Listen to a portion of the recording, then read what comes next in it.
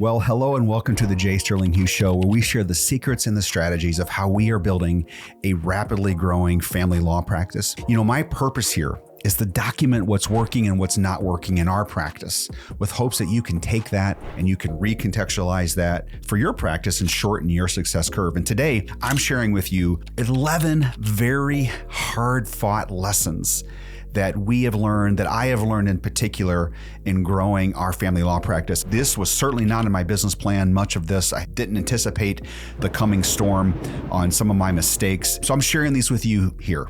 Hopefully you can apply these into your practice, into your leadership, and your firm will grow even faster as a result of our mistakes and mistakes that I made in leading our team. Number one, being a leader must become your identity. And I'm talking to the founding attorneys, or a founding attorney in this case. So most of us have a story where we start as a sole practitioner and we begin to grow our firm, and then we add and grow attorneys and others from there. Well, what got us started, being an excellent lawyer and serving our clients, has to change. That identity of seeing ourselves in that way needs to change for us to grow and scale the firm. We can't identify primarily as a lawyer anymore. Now we need to identify within our mind. Our mindset shift has to move from being a lawyer to now being a leader and empowering others to pursue their craft and to deliver service to our clients. The most successful law firm builders make this transition.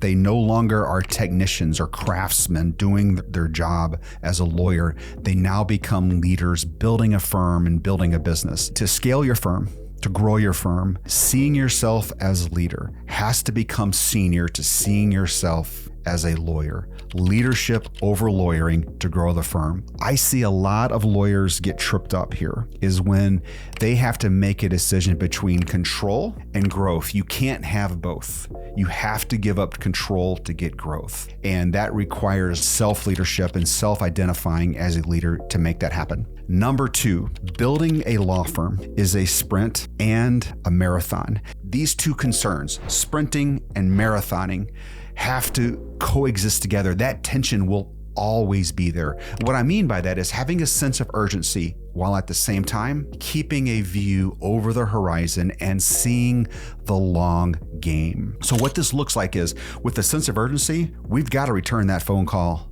to that client who needs us to respond. That means whenever something comes up and we have to terminate an employee, let's do it right away and not wait on that. Having a sense of urgency. That means hitting our daily task list on those three most important things we need to get done that day. Having a sense of urgency around those things. These are in the micro. Having a sense of urgency around things in a micro. Conversely, turning that around in the macro, in the big picture, having a long-term view, playing the consistent long game within our firm means positioning in the marketplace. We want to position our firm in a certain way in the marketplace. Well, that's not done overnight. That takes years to build that brand, to build within the minds of our potential clients, building that positioning within their mind. When they think of a certain problem, they think of our firm to solve that problem for them. That's playing the long game on that. That's also looks like developing people. And that's one of the most difficult things that leaders have to do to grow their firm, is developing those around them, empowering them to do their job. Well, that takes time.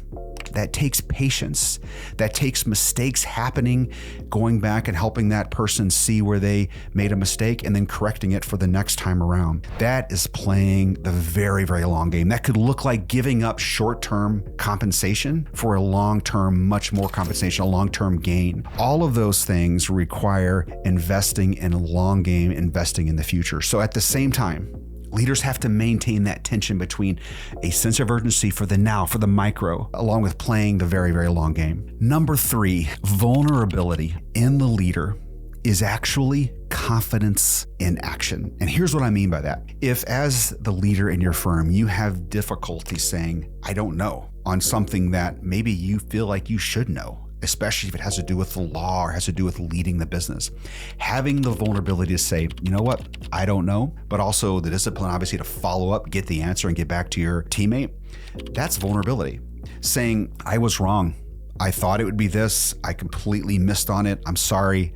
I'm wrong. That's vulnerability. This might be one of the most difficult areas for most leaders to grow through is this vulnerability and admitting they're wrong. Because a lot of times we think, especially in young leaders, we think we have to know all the answers. Our teammates around us expect us to do that. You know what?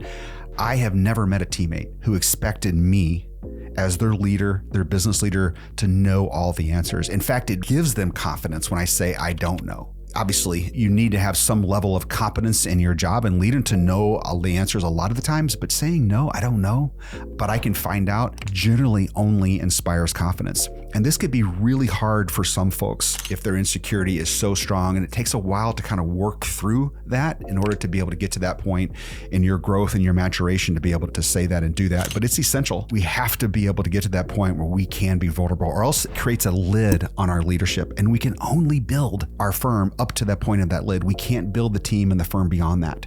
That is our lid. So raising our lid requires vulnerability and growth, so we can raise our lid so the firm can benefit and our teammates can benefit from around us. This becomes difficult for a lot of us, and I know I've struggled in this area in particular, is we judge ourselves. Most of us judge ourselves and view ourselves by our intentions, right? What we intended to do, what we set out to do, what our thought process was.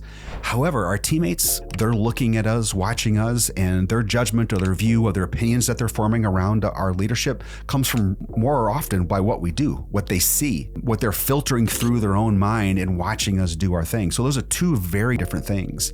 And vulnerability is one of the ways that we can kind of bridge those two opposing points of view within our practice, within our teams. Number 4, discipline today avoids a whole lot of pain tomorrow. So practically speaking, when we started our firm, we got about a year into it, and we really sensed that we were onto something and that we could grow and scale the firm. But what we didn't have yet, we didn't have a client practice management system in place. We just didn't. We started without that. We just got going. And we looked at all the options out there, and the most difficult to employ, and we felt like would be the most expensive over the long haul, but would give us that long-term capacity to scale our practice almost infinitely, was using a system called Salesforce. And Salesforce is extraordinarily powerful, but it requires a lot of customization. It is certainly not an off-the-shelf product. It is something that requires tinkering, and it never ends because Salesforce updates their system, and we've got to go, figure out what the updates were and make sure that's working and didn't break our particular customization that we employed in that. So over the years, we have just customized our Salesforce incessantly, but that upfront discipline has enabled us to get to the point now where we have access to so much data within our firm to manage our practices around, that it's really given us a competitive advantage in the marketplace. So that discipline on the front end certainly avoided pain for us on the back end. Also, when we converted from hourly to fixed fee, I can't tell you enough how extraordinarily painful that was for us. It was very, very difficult to do that. And we knew going in that we were going to get kicked in the mouth a lot in order to figure out how to do that. We felt like long-term, if we can make that conversion to fixed fee from hourly, it aligned our interest as attorneys with those of our clients. And we felt like that alignment would just breed a lot of power and enable us to serve them in better ways, and would make the relationship much more fruitful mutually between us and our client and so forth. So we felt like long-term, that's where we wanted to be. But on the front end, I'm telling you, my goodness, that was a lot of hard work and discipline and pain on the front end to avoid that on the long end. Now today we're at a point where we're 100% fixed fee, and we have really good margins on what we're doing. Our clients are extremely happy with our services, and it's all come together after years of pain and discipline on the front end to have that reward on the back end. Lesson number 5 that we have learned, that I have learned in growing our family law practice: leadership isn't winning our way, it's clearing the way. My number one job as the CEO of Sterling Law is to remove obstacles for my teammates, helping them clear things out of the way that I am sometimes uniquely positioned to do so they can do their job better. What it doesn't look like, and where I have absolutely fallen flat on my face, is winning my way. I can tell you decisions that I have made over the past 10 years where I pushed my way turned out to be abject failures and hurt our team. More often than not, the best decisions, the best ideas almost exclusively have come from our teammates. And those decisions or those ideas would not have bubbled up if we hadn't focused in many of those instances and removing obstacles and empowering our team to do that. This sounds abstract and it sounds good on paper, but it's something that is absolutely essential to growing our practice as leaders, is being of the mindset of, if I can clear the way for my team and I can put good people around me and I can bring teammates into our firm that are just eager to live out our mission, great things will happen. That does work. It absolutely does work. So helping clear the way yields way more results than winning our way. Lesson number 6, hire to complement, not to get compliments.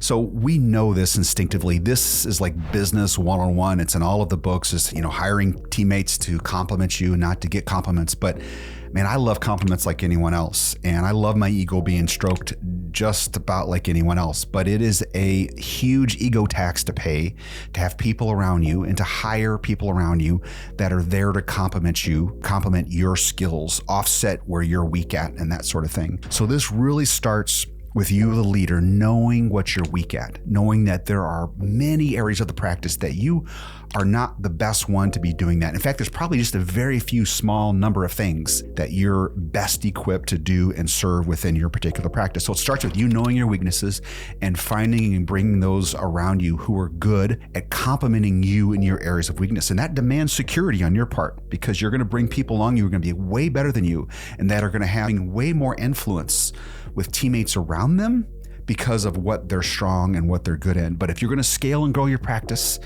we have to work through this and we have to grow through it.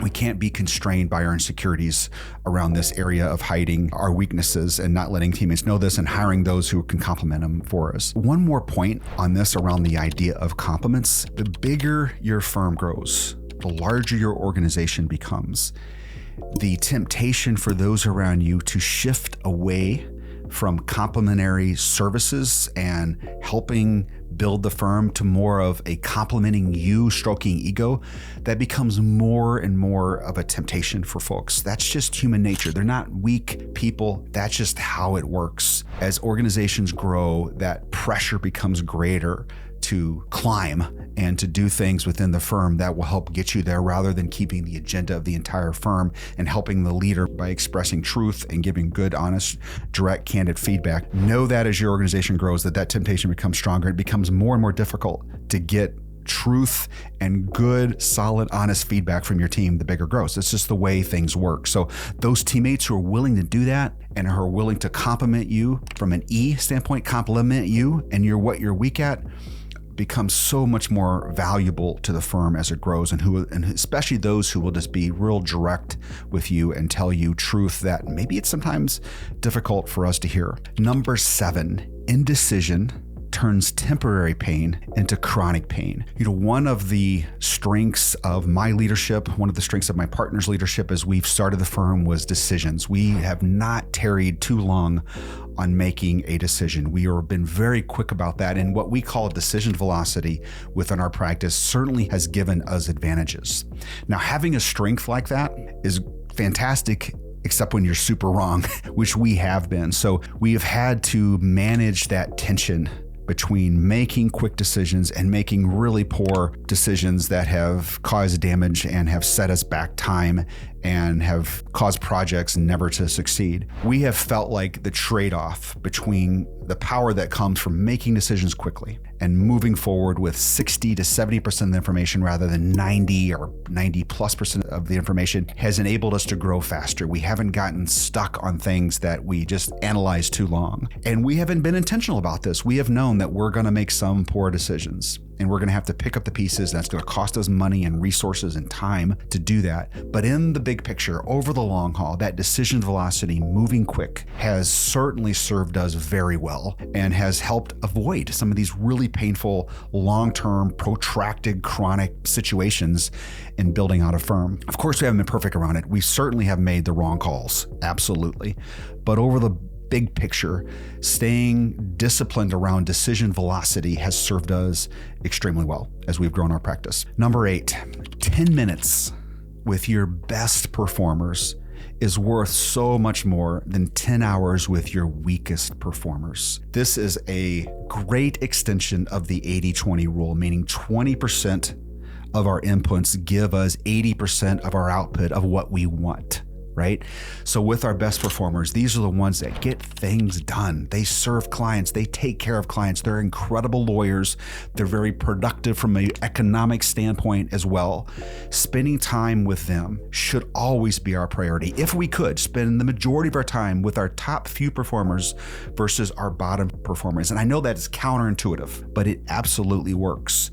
Within our particular practice, I have what I call a farm team. There are a few relationships within our firm that I really want to nurture the most because the upside is so incredible. And spending time with them and supporting them, removing obstacles for them, encouraging them yields the biggest return for the firm rather than spreading myself thin and working with everyone. And I think every leader who follows a formula like that are going to have the best chance to get the results that they want for their practice. So 10 minutes or a few minutes or an hour with your best performer is worth a lot more than an entire day with your weakest performers on your team. Give them time, those weak performers, to get better, or frankly, to find some other firm they can work in and add more value and be a top performer within another firm. Because a weak performer in our practice has often been a great performer in another practice, and in a few cases, vice versa. Number 9, recruiting teammates is 95% rejecting talent that doesn't fit. And I'm talking about talent that doesn't fit from a cultural perspective, from a competency perspective. So having to kiss a lot of frogs is the nature of the game. Being patient around hiring and not being desperate because you have to have a body in that seat to get the job done works. And so you as the top leader, one of your most important jobs, if not your most important job, is to build your team. And you best build your team by rejecting the vast majority of potential new teammates that can join that team, being very, very choosy on that. And we follow a process in our firm called the Who Method. It's in a book by Jeff Smart called The Who Method, I think is the name of it. That's the best system that I have seen and that we have employed within our practice. And we're really rigorous around following that process. But like any process, it is not perfect. And they don't put this in the book, but there is definitely some luck involved. And the idea is reducing the uncertainty to the smallest number possible when making that decision to give an offer to select a teammate to join your team. But you as a leader, honing that skill and being so quick to reject before you accept, even on the slightest sense, gut feel, rejecting them is going to pay off in the aggregate, in the macro over the long term. All right, surprising lesson number 10. The value that you command, that your firm commands, is determined by the magnitude of the problems that you solve. And another way to say this is that I believe that the free market sorts all of this out. Of course, there are anomalies here and there, but over time, the free market sorts out how we are compensated, and everyone is compensated fairly based on the value that they are delivering and the problem, the magnitude, the size of the problems that they're solving. Because the free market is a powerful force. All governments try to manipulate and control the free market and to influence it and to push it in certain directions, and they can certainly have blips, but overall the free market's going to do what the free market does, the invisible hand, so to speak, and it's going to even things out, and it's going to compensate us according to the magnitude of the problems that we solve. So in our case, in family law, we are dealing with clients going through sometimes horrific personal agony and turmoil, and the bigger the problems they have, the more our compensation is reflected by that. So it's like that in every single practice out there. The bigger your problem, the more compensation that you can expect. So we try to obviously set out to solve the most difficult problems in our practice because we want to have the best compensation. Obviously, we want to line up with that. It actually holds up over time. We've seen it work. I've seen it just consistently come back to be a pattern that I've been able to observe over and over again. The bigger the problem, the more the reward. Surprising lesson number 11. Tenacity, ambition, just drive beats talent every single day of the week and twice on Sunday, as my dad liked to say. So if there was a way that in a hiring context, you can screen for tenacity, for ambition, for drive, you would be a billionaire overnight. That is so difficult to identify. And of course, you can find clues, you can pick them up, You can surmise them. Your gut feeling can tell you that, but you truly never know till a new teammate gets in and really starts to work and get after it. And sometimes that light turns on after they've been with you for quite a while. Sometimes it's apparent from day one when they start, when there's this tenacity, this get after it mentality that they have. So by and large is what we have relied on to build our firm, is surrounding our team, our leadership, with those that have tenacity and really get after it. And I heard it all from the innovations that we were trying to employ wouldn't work. So when we tried to do fixed fee, we were told by our colleagues in the local areas that we were in that it won't work. Our team was just tenacious, and we kept after it year after year after year until we dialed in and got the formula down. We have been told you've got to offer more services than just divorce and post-judgment. You've got to be able to do all these other things for you to be profitable. You're just throwing away those leads. Well, we've proven that didn't work, and that took tenacity on the part of our leadership team to stay with it, to dial in on those few services and become exceptional at delivering those services. We were told that we can't scale. It's too difficult. No one has been and done it, save one firm. It's just too much of a challenge to do that. And we have proven again on that we've been able to do that. And it all has come back to a team that is incredibly tenacious individually and incredibly tenacious together. So as you're looking to hire, finding that ambitious, driven, tenacious teammate beats talent. It beats pedigree. It beats where you went to law school. It beats who you know every single day of the week. So finding that is key to building your practice and scaling your family law firm or whatever firm that you have. Well, thank you for joining me this week. I look forward to hopefully seeing you again around here. I'm doing my best to share with you authentically and straight truth as to what's working and what's not working in our practice, with hopes that you can take that and you can recontextualize that and shorten your success curve. Have a great week.